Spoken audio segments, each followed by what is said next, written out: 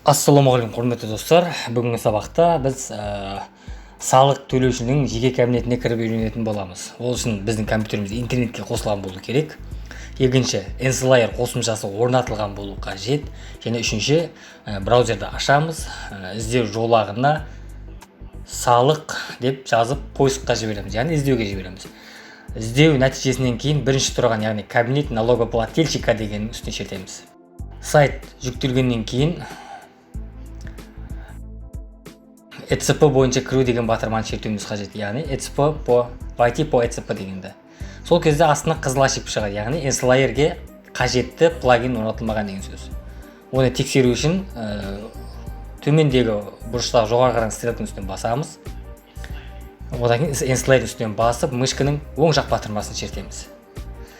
Управление модуль бөліміне барып, сол жерден қажетті плагиннің үстіне шертеміз, яғни модуль KMP. Одан кейін үстіне шертіп, установить модуль деген батырманы басуымыз қажет. Біршама уақыттан кейін Enslayer'ды қайта қосыңыз деген батырма шығады. Соны перезапустить дегенді басуымыз керек. Одан кейін браузерді өшіріп, қайтып қосып, іздеу жолағына салық кезет деп жазамыз. Кабинет налогоплательщикке кіріп, одан кейін войти по ECP дегенді таңдауымыз керек. Одан кейін ключіміздің қайда орналасқандығын көрсетеміз. Мен өзімнің компьютерімде ключтің құпия сөзін жазамыз. Мен өзімкін жаздым.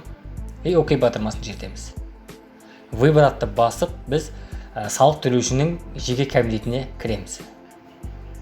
Кірген кезде бізден мынандай сұрайды. Егер сіздің ипіңіз болса, ипіңіз я болмаса жеке тұлға болсаңыз физлицоны сұрайды. Менде жеке кәсіпкерлік. Мындай хабарлама барлықтарыңыздан шығады. Оны жай ғана закрыть етеміз.